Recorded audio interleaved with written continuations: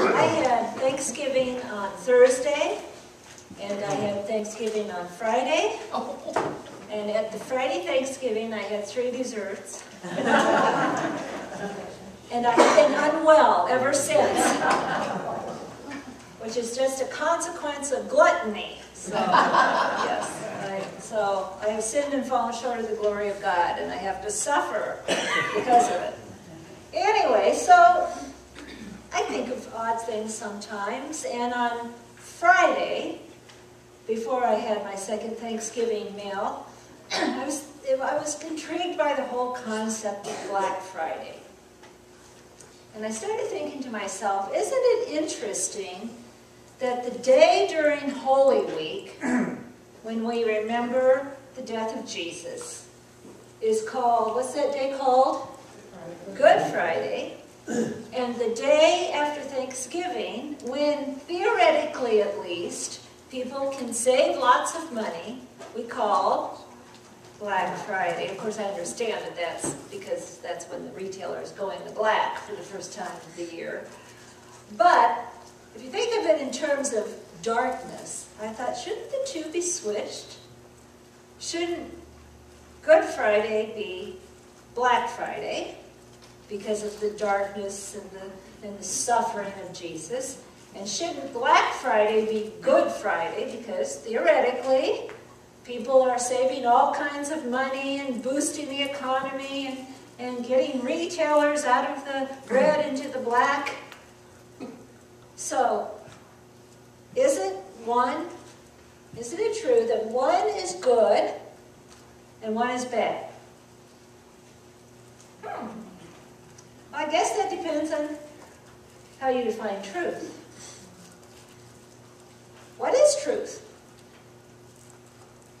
That's the question that's asked at the close of today's gospel lesson.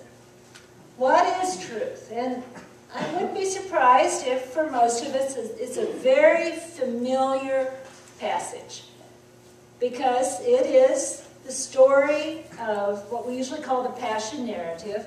It's part of the Passion narrative that we read during Holy Week when we remember the death and crucifixion of Jesus. And this is the part of the trial. Of course, we read it again today on Christ the King Sunday because we want to remember the end of the story before we go back and start at the beginning again with celebrating the birth of Jesus. And so here we are today, back where we were in April, and it's Good Friday, as we call it. It's the Friday during the Passover for Jesus, and he has been brought by the Jewish leaders before the Roman governor Pontius Pilate. And the interesting thing is this. If you were to set a stage, if you were to imagine this being acted out in front of you, you would have to have on one side of the stage the headquarters of the governor, and on this other side of the stage the porch, or the portico, where Jesus was brought and Pilate went out to meet the Jewish leaders. And if you read that passage carefully, you'll find out that 7 times in this short part of Scripture, Pilate goes out to the portico and goes back inside. Goes out and goes back inside. Goes out and goes back inside. A seminary professor named David Lose says that he's wavering. He's wavering not only physically between the headquarters and the portico, but he's wavering in terms of doing that which is right. He knows what is easy. He knows what is politically expedient. He also knows what is right, what is fair, but he wavers. And in the end, he chooses that which is politically expedient, which is to allow Jesus to be crucified. And he ignores the truth that is right in front of him.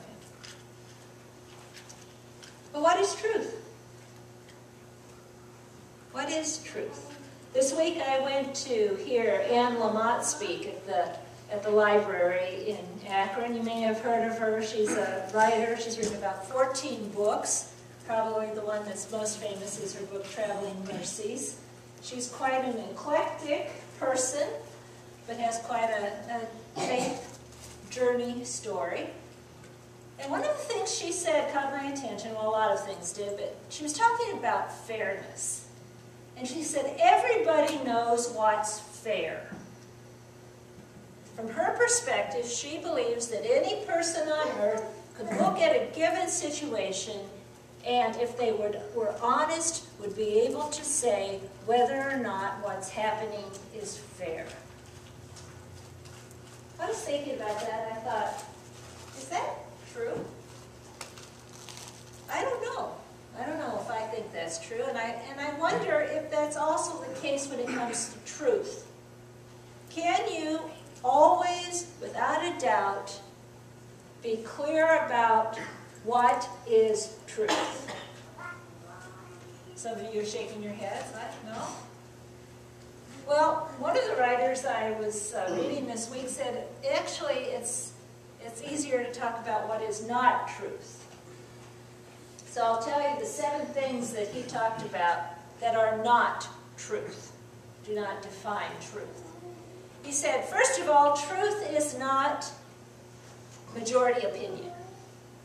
Just because the majority of the people think it does not necessarily mean that it's true. And of course, the example he gave 2 examples in a row. One of them was that, hundreds of years ago, everybody thought the world was flat. Right? I mean, everyone would have been certain that the world is flat. Except for Galileo, but we'll get to him in a minute. But that wasn't true. So, just because the majority of the people think it doesn't mean that it's true. Also, just because somebody in power makes an edict about it does not mean that it's true.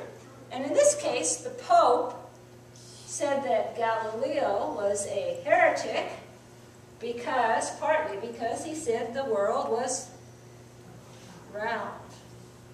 Well, the Pope may have been righteous and good.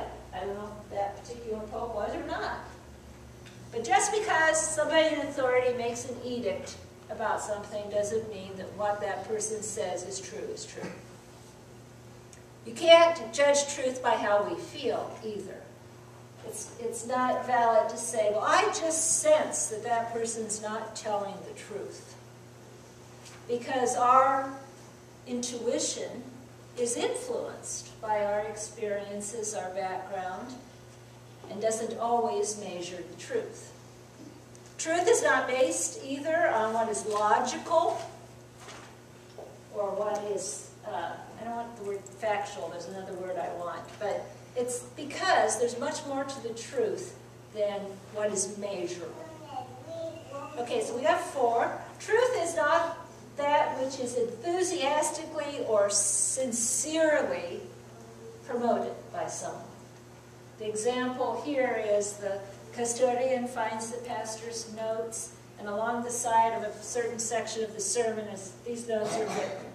Argument weak. Shout loudly.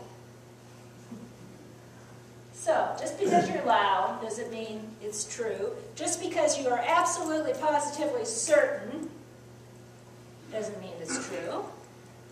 And finally, just because it comes from a huge body of information doesn't mean it's true. Is everything you get over the internet or everything you Google true? So, if it's not logic, if it's not intuition, if it's not certainty, if it's not sincere expression, if it's not what a person in authority says or what the majority say, what is truth? Well, maybe we should rephrase the question. Maybe the question is, who is truth? 1 verse 37 of today's gospel lesson, in the middle. Jesus is speaking, and he says, "For this I came into the world, to testify to the truth. Everyone who belongs to the truth listens to my voice." So Jesus is the truth, and those who believe in Jesus belong to the truth. What this means, really, is that the truth, in the most positive sense, is not something that originates in human beings. The truth is of the divine. So if we wanted to really find what's true, we would look beyond our own opinions, our own ideas, to God. And we would look particularly to how God is represented in Jesus, who reflects the grace and mercy and love of God.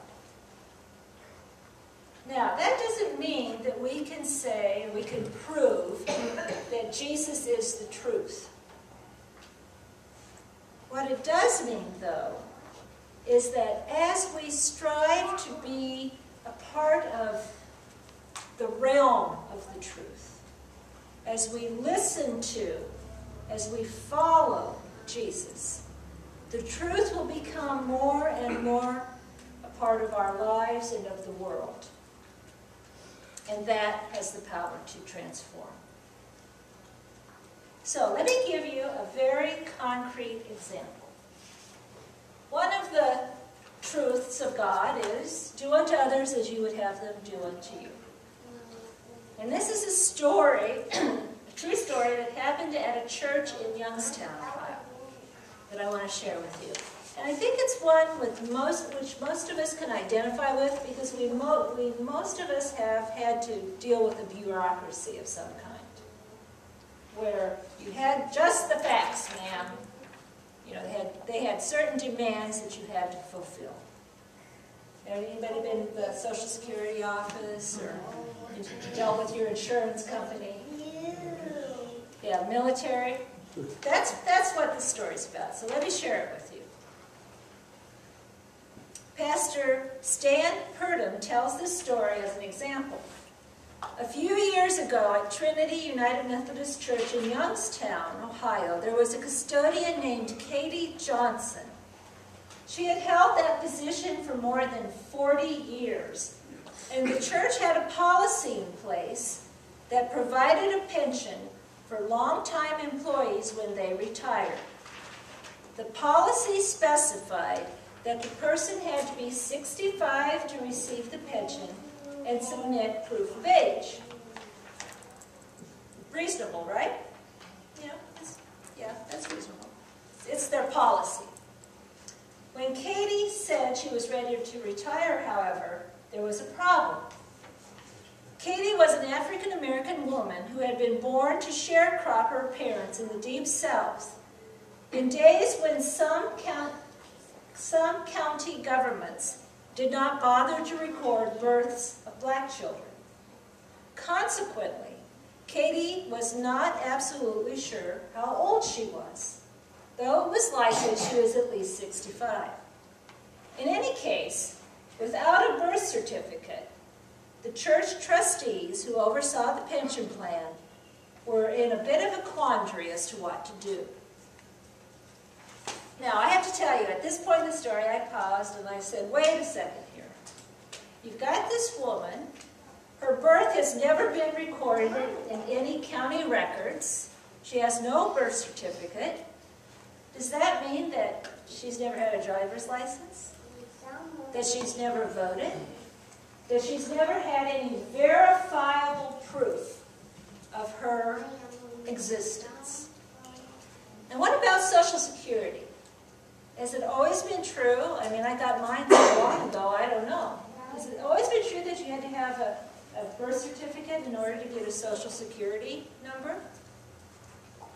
So, if she had never gotten one, the difficulty that she is facing is just beginning. Because if she wants Social Security or Medicare, she's going to have proof. Which makes this pension from the church even more important. So what is the truth about Katie Johnson? And how is the church going to deal with their policy that they have to have proof of her age? Now I have to say that for some organizations, some businesses, this would be a great way to get out of having to pay that pension, right? You don't have proof, so we don't have to pay your pension. Well, here's what happened. Well, as far as the church was concerned, the problem was solved pretty quickly. When one of the trustees said, Katie has earned this pension and we want her to have it. I move that for the purposes of retirement, Katie Johnson is 65 years old. Another trustee immediately seconded the motion, and the affirmation vote that followed was unanimous. She was, as far as the church was concerned, 65 years old. Katie retired and received the pension, along with a celebration at the church in her honor. Now wait just a second here. They can't just say she's 65 years old and somebody make a motion and somebody second it and they all vote and all of a sudden it's true that she's 65 years old. I mean, the Social Security Administration's not going to listen to that. But that's sort of the point, isn't it? It's true that this is not a verifiable fact, that this woman is 65 years old and therefore gets her pension. But this is an incident that belongs to the truth, which is in the realm of the truth, which reflects the love and mercy and grace of God. Someone also said, this is what Jesus would do. And so the truth boils down to who we follow and how we live. And if we are following Jesus and truly attempting to shape our lives in the way that He would have us live, then in that there is truth. And that has transforming power. So I guess it's true that Good Friday is good, because Jesus died for the sins of humanity on Good Friday. And I guess it's also true that Black Friday could be good or bad, depending on one's attitude as we engage in all that shopping and whether or not it reflects how Jesus would have us live. The fact is that as Jesus stood before Pilate, He made it very clear, my kingdom is not of this world. My truth is not of this world. And yet, it's true and real and transformational. Amen.